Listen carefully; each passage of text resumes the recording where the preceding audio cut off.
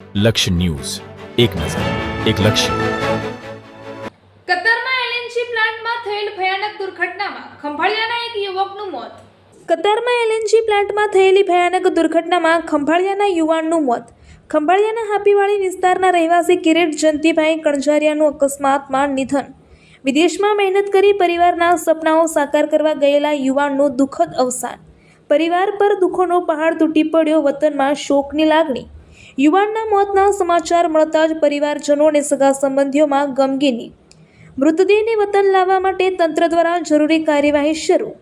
1 થી 2 દિવસમાં મૃતદેહ ખંભાળિયા પહોંચે તેવી શક્યતા. રિપોર્ટર ઘનશ્યામસિંહ વાઢેર, દેવભૂમિ, દ્વારકા.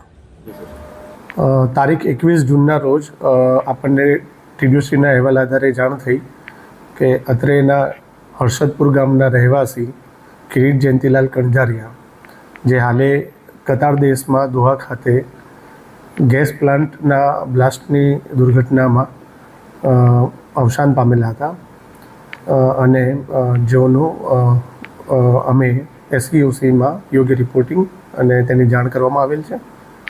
પરિવારના સાથે સંપર્કમાં અમારા ગ્રાઉન્ડ લેવલની ટીમ છે અને તેઓને જોઈતી તમામ મદદ માટે તંત્ર એમના સાથે છે. સર, ત્યાંથી બોડી લેવા માટેને શું પ્રોસિજર ચાલુ છે? બોડી લેવા બાબતે પરિવારજનો સાથે અમે સંપર્ક સાધ્યો છે.